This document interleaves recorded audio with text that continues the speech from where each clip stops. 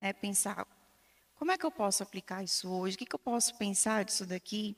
Já que eu vivo numa nova aliança. Sim, a gente vive numa nova aliança, mas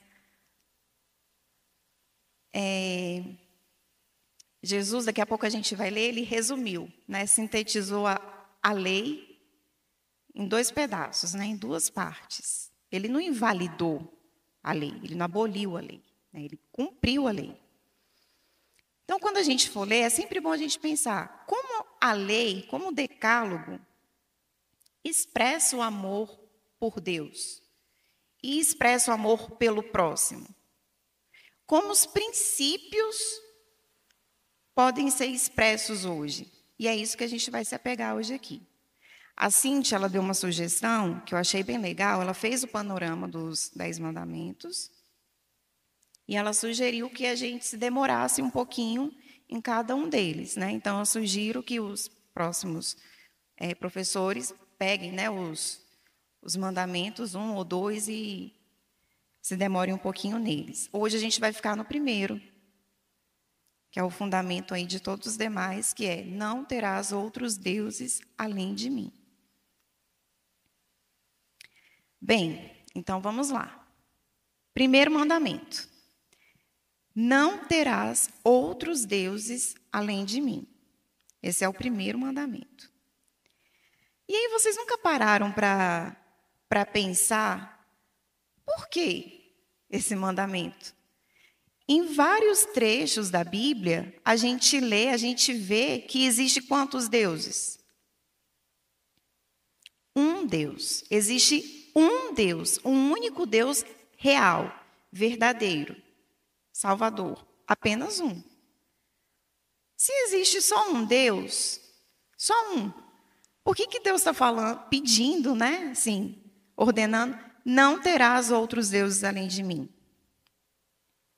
E antes da gente responder essa pergunta, eu quero fazer um parêntese rapidão aqui com vocês. Falando o seguinte: esse mandamento, pessoal, ele é a base, o fundamento para todos os demais. Se a gente errar no terceiro, no quarto, no quinto, no último mandamento, sabe o que significa? Que a gente já errou o primeiro. Se a gente errar qualquer um outro, significa que o primeiro já está errado. Que a gente não está colocando, que a gente está colocando outros deuses além do nosso verdadeiro Deus. E aí, lá em Marcos 12, 29 e 30, eu vou ler aqui rapidinho. Marcos 12, 29 e 30.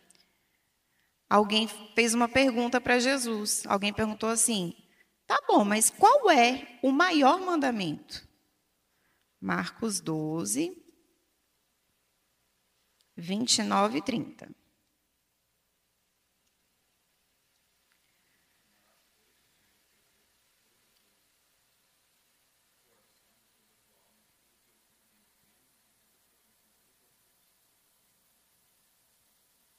Exatamente, Cris, obrigada. Eu vou repetir aqui por causa do microfone, mas o maior mandamento, qual o maior mandamento? E Jesus respondeu: o mais importante é este: ouça, ó Israel, o Senhor, o nosso Deus, o Senhor é o único Senhor. Este é o maior mandamento. E aí, agora voltando para responder a perguntinha. Se só existe um Deus, um Senhor, e a gente consegue ver isso em vários livros da Bíblia, esse registro de que existe só um Deus, por que Deus está falando? Não terás outros deuses além de mim. E aí vamos pensar um pouquinho no contexto do Egito, no contexto daquele povo, para o qual primeiramente estava sendo direcionada essa palavra, né? Vocês se lembram que o povo estava no Egito. E eles viveram por séculos no Egito, ali em ritmo de escravidão, né, em regime de escravidão. E o Egito, pessoal, é uma das culturas mais politeístas que já existiu. Os egípcios, eles adoravam, como vocês já sabem, o Deus dos campos, dos rios, dos lagos, do sol, da escuridão, do não sei o quê. Tinha Deus para todas as coisas. Então, eles eram extremamente politeístas. E ao longo dos séculos de cativeiro, não teve jeito. Os israelitas, eles foram cedendo à tentação de adorar outros deuses. Foram cedendo essa tentação e passaram a adorar outros deuses. E é muito triste, pessoal, mas os falsos deuses, eles exercem um poder sobre os seus adoradores. É fato. E o primeiro mandamento, quando o Senhor fala, não terás outros deuses além de mim, mostra que quando se trata de adorar a Deus, gente, é tudo ou nada. Não tem meio termo. Ou é tudo, ou então é o quê? Nada. Se a gente parar para observar, foi assim no Monte Sinai, nessa experiência que eles tiveram quando o Senhor falou, e eles ouviam como? Trombetas, trovões, né? Foi assim. Foi assim com Josué. Lá na frente, né, a gente vai ver que tem um momento que Josué renova a aliança, e aí tem um momento que ele diz assim: abandonem os deuses do Egito e escolham hoje a quem vocês vão servir. Foi assim com Elias no Monte Carmelo. Vocês se lembram? Elias falou: se o Senhor é Deus, seguiu. Se Baal é Deus, seguiu. E foi assim com Jesus. Jesus falou: ninguém pode servir a dois senhores. Ninguém pode servir a Deus e as riquezas. Então é um único Deus. E para adorar a esse único Deus, ou é tudo ou é nada. E pensando nisso, a gente entendeu que para os egípcios, para os israelitas, era uma questão de adorar aos deuses egípcios. Eles foram ali sendo contaminados, foram cedendo à tentação, com a convivência, enfim, foram muitos anos, né, gente, de escravidão. Muitos anos de convivência ali, muitos anos vendo aquela adoração a outros deuses, enfim, eles foram sendo tentados e caíram na tentação de adorar os ídolos e outros deuses e colocar outros deuses além do único Deus verdadeiro. E aí, como é muito mais fácil falar da vida dos outros do que da nossa, vamos falar de uma tragédia real? Vamos falar de Salomão? É mais fácil falar dele do que falar da gente? Vocês se lembram da história de Salomão, né? Vocês se lembram que quando Salomão virou rei, Deus apareceu em sonho para ele e falou assim, ó, Salomão, me pede o que você quiser. Me pede o que você quiser, Salomão. Gente, vamos parar para pensar. Se Deus chegasse hoje para você, para mim, perguntasse, me pede o que você quiser. O que será que a gente ia pedir?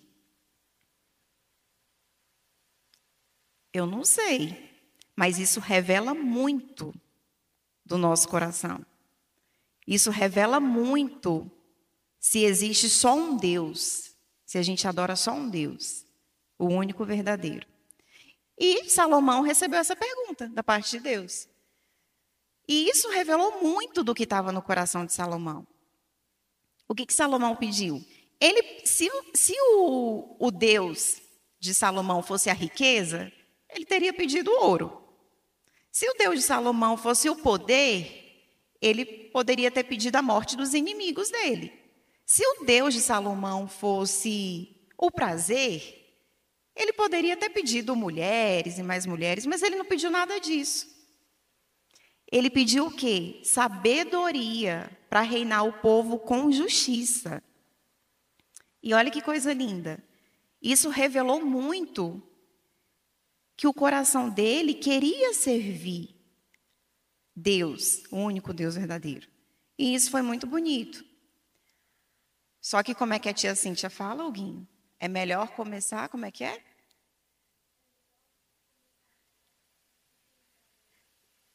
Isso.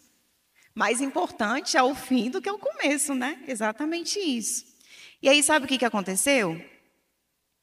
De pouquinho em pouquinho, de forma, acredito eu, não intencional, Salomão passou a servir aos deuses que ele tinha rejeitado.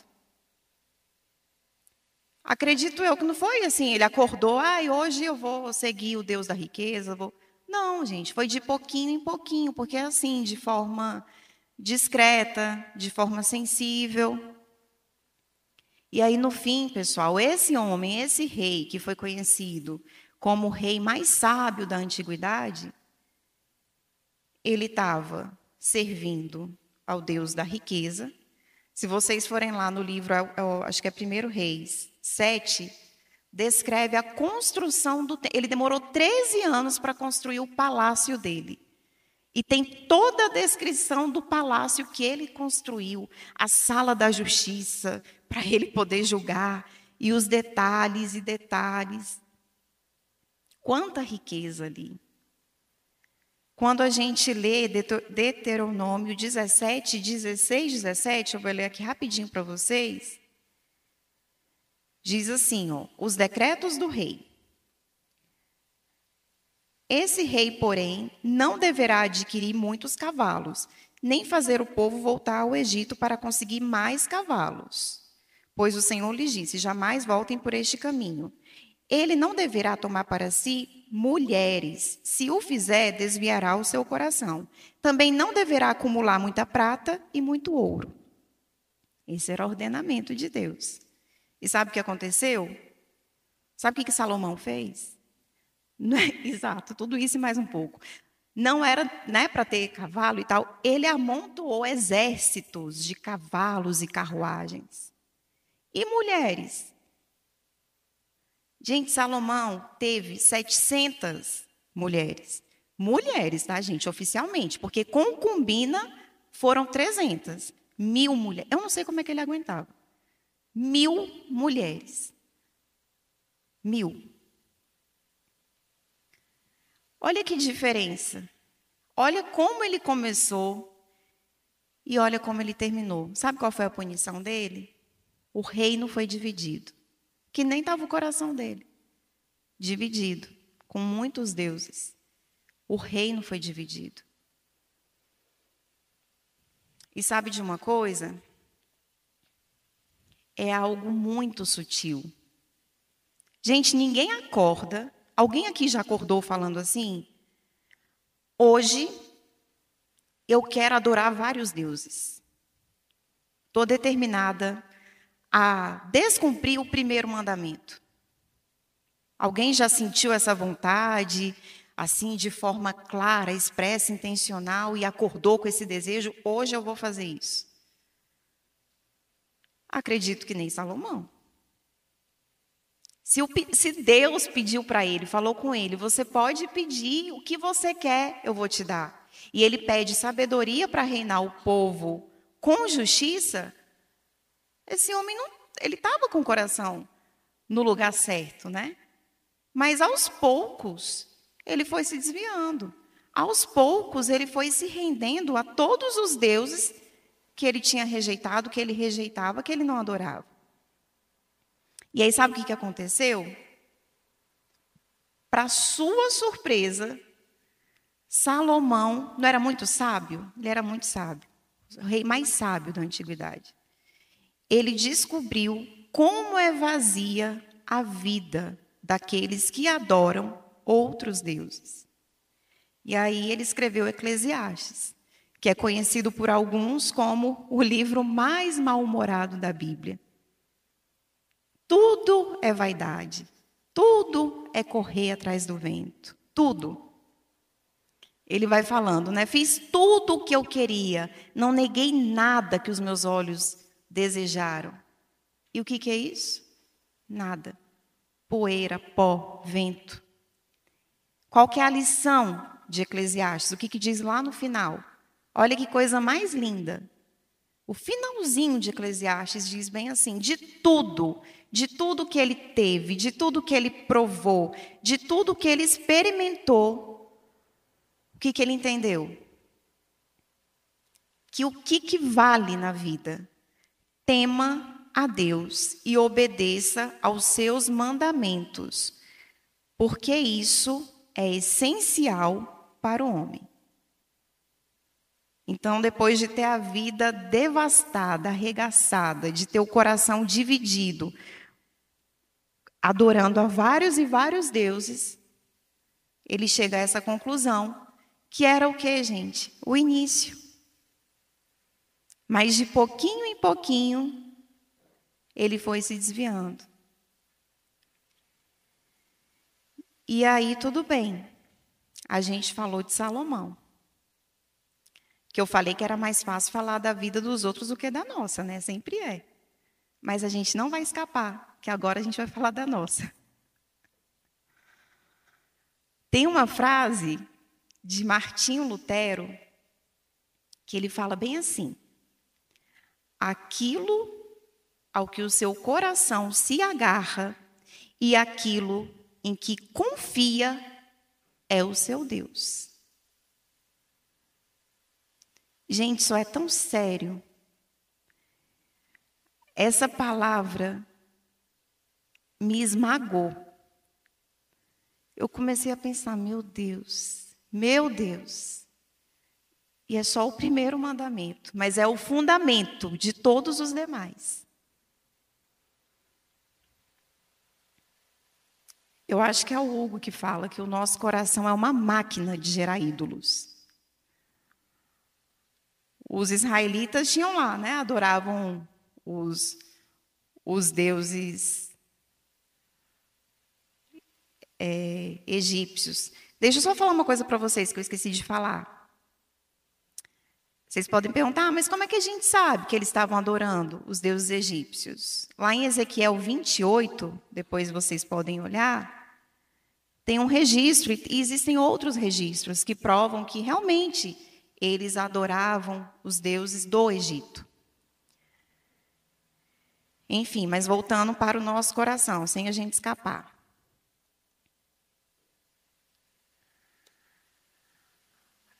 Como eu estava falando, acho que é o Hugo que fala, né, que o nosso coração é uma máquina de criar ídolos. Então, se a gente parar para pensar, muitas vezes o dinheiro, o poder, o vício, a posição social, o governo, pessoas, relacionamentos, tudo isso vira o nosso Deus, vira o nosso escape, a nossa confiança. Ah, se tudo der errado, não, eu tenho esse escape aqui. Se tudo der errado, não, mas eu tenho dinheiro. Se tudo der errado, não, eu tenho emprego. Se tudo der errado, eu tenho minha mãe e meu pai, para onde eu posso correr. Se tudo der errado, eu tenho a minha posição social, meu network, o meu... Sabe esse lugarzinho assim de conforto, de confiança? Isso é o seu Deus. E aí, isso faz a gente parar para pensar que constantemente, pessoal, o tempo inteiro, né, uma vez por mês, ou no dia 31 de dezembro, que a gente acha que vai resolver o mundo, né, no próximo ano. No próximo ano tudo vai ser diferente. É todo dia, a cada momento, né, acordando, dormindo, deitando, tomando banho, comendo. A gente tem que constantemente analisar os nossos afetos, os nossos desejos, as nossas vontades, os nossos sonhos. Pedir para o Senhor Deus, né, como Davi orou, sondar o nosso coração. Olhar, examinar, ver o que está lá dentro. Ver se só tem o único Deus mesmo, ou quantos deuses existem lá dentro. E aí, quando a gente para examinar, para analisar os nossos afetos, as nossas vontades, os nossos desejos, a gente pode olhar e perceber que são todos dignos. Todos. Não tem nenhum esquisito. Todos são ok. Não, isso aqui, beleza, isso aqui também é uma maravilha, esse aqui tal, supimpa. Mas será que eles estão no lugar correto? Será que eles ocupam a posição correta? Tem aquela música do Arautos do Rei, Arautos dos Reis. Não, peraí, Arautos do Rei, só tem misericórdia, olha aí, tá vendo? Um rei só, minha gente. Estou fazendo que nem o Mussum, né, Cacildes? Arautos do Rei. Ele fala assim, no trono do viver só existe lugar para um. Né? Se ele não for o primeiro no seu coração, então nada vale, né? Não passa de uma ilusão, que é o que a gente acabou de falar. É tudo ou nada. Adorar a Deus é assim, é tudo ou nada. E aí Deus não divide o trono dele com ninguém. Não divide a glória dele com ninguém, com nada e com ninguém. É dele. Essa posição é dele. E aí, só para a gente caminhar aqui para o fim, quando a gente para pensar nos nossos desejos, nos nossos sonhos, nos nossos afetos, nas nossas vontades,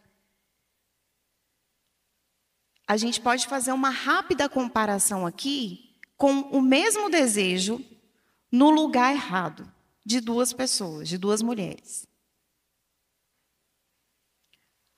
Quando a gente olha esse livro aqui, gente, que há um tempo atrás eu li, e aí eu retomei para poder preparar a aula, Ídolos do Coração. Eu comprei esse livro quando a gente foi para ver a mulher do TED Trip, não foi? Naquele culto, na Igreja de Cristo.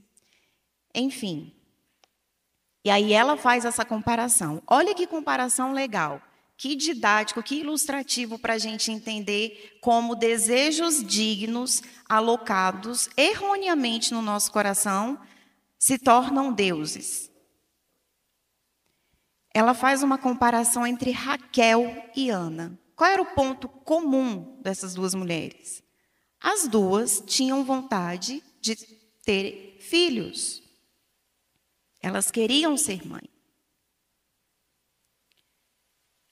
Agora, olha a diferença, gente. E elas não conseguiam, eram estéreis, não podiam. Raquel, quando a gente vai lá em Gênesis ler, sabe qual foi a motivação de Raquel para ser mãe? A inveja. Diz bem assim, e Raquel viu que sua irmã dava filhos a Jacó, e ela teve inveja. E aí, sabe o que ela virou e falou para o marido dela? Dai-me filhos, senão morrerei. Olha isso. O que será que a gente fala para Deus, senão a gente vai morrer? Dai-me, senão morrerei. E aí José nasce. Quando José nasce, sabe o que Raquel fala? O nome de José, né? O próprio nome de José, que significa que Deus me acrescente outro filho. Gente do céu, misericórdia. Ela queria ser mãe pela motivação inveja. Ela clama, né? Lá para o marido dela, dai-me filho, senão morrerei, porque, né? Olha o lugar que isso estava ocupando na vida dela. E, de repente, quando Deus se lembra de Raquel, e na sua infinita misericórdia e graça, que existem desde Gênesis, desde antes de tudo, que a gente acha que é só agora que existe a misericórdia e a graça, a moça fala, mal nasceu, acho que o menino estava lá caindo ainda, dá-me outro, acrescenta, multiplica. Olha esse coração. E olha a diferença de Ana. Ana era humilhada por Penina, que era outra mulher do seu marido Eucana. E ela orava. E o que ela fez, gente, quando Samuel nasceu? Ela ofereceu. Aliás, antes dele nascer, ela já tinha prometido entregar Samuel ao Senhor. Gente, na hora que Samuel nasceu, imagina, Você vê aquele neném todo sujinho, com carinha de joelho, aquela coisa. Eu acho que deve dar uma vontade de falar: ô Senhor, eu não estava passando bem quando eu te fiz aquela promessa, não. Deixa comigo aqui. Não deve ter dado uma vontadezinha assim? Mas é tão maravilhoso que depois fala que Deus deu filhos e filhas para Ana. E quando Samuel nasceu, gente, ela fez uma oração tão linda a oração de Ana, exaltando, adorando o Senhor. Agora vocês repararam? Era o mesmo desejo.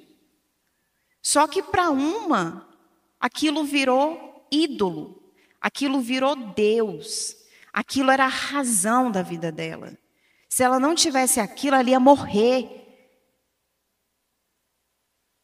E vocês observam que nunca é suficiente, né?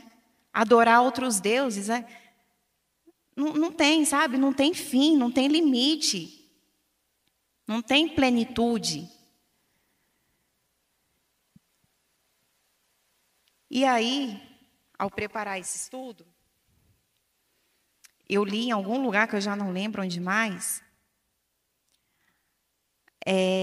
que quando a gente para pensar, tá, é muito fácil falar da vida alheia. A gente já falou aqui mal de Salomão, a gente já falou mal de Raquel.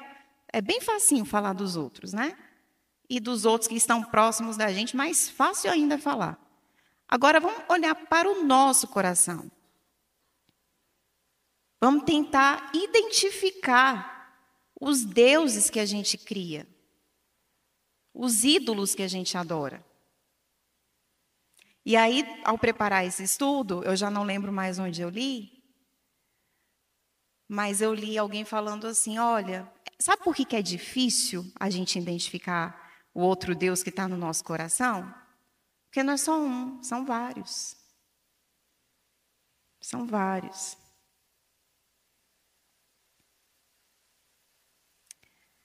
E aí, para finalizar, eu vou ler aqui um trechinho desse livro para vocês, que é um teste para a gente tentar identificar: será que eu só tenho um único Deus? Será que eu tenho outros deuses além do único Deus verdadeiro?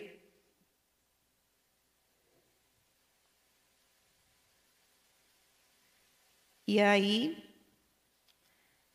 o nome dela é Elise Fitzpatrick. Ela diz bem assim. Aqui ela está contando a história de Raquel, que eu acabei de falar para vocês. E aí ela fala: olha, vamos testar, vamos perguntar. Pelo que eu anseio, a tal ponto do meu coração clamar: dai-me isto, senão morrerei.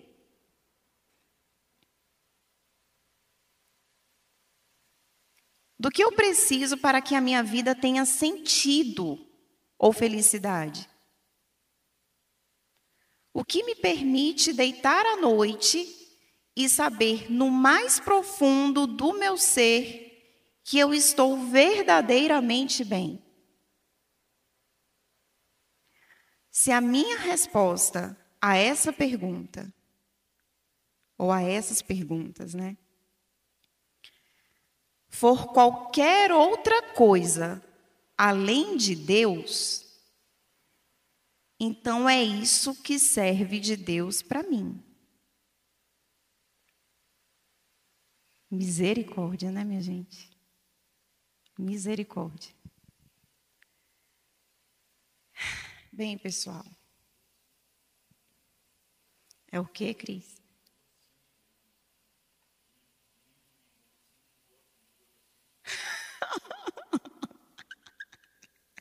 Aí, amiga, para mim é um elogio, Cris.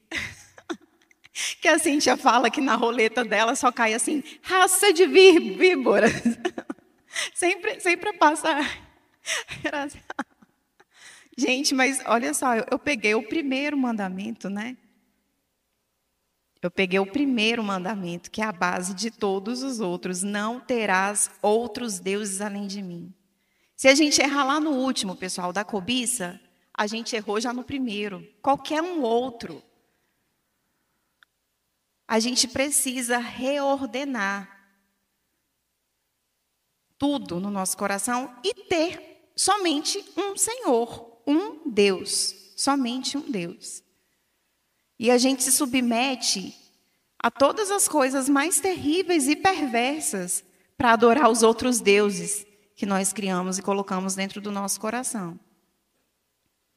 Então, que a gente tenha esse olhar, esse cuidado, esse temor. Essa palavra me deu temor. Eu me questionei tanto, eu falei, meu Deus. E a gente sabe, não adianta a gente querer se enganar. Quando a gente está, e é algo entre você e Deus, é algo entre mim e Deus. A gente sabe o que é que a gente está correndo atrás do vento, né? Como Salomão fez. A gente sabe o que a gente está adorando além de Deus. A gente conhece a nossa luta. Então, que o Senhor tenha misericórdia de nós. E que, de fato, gente, de fato, não só de boca, mas que a gente possa realmente ter um único Deus, um único Senhor, e a partir dele reordenar todas as demais outras coisas na nossa vida, que fiquem no seu devido lugar, que a gente não permita que nada ocupe o lugar que é dele. Amém?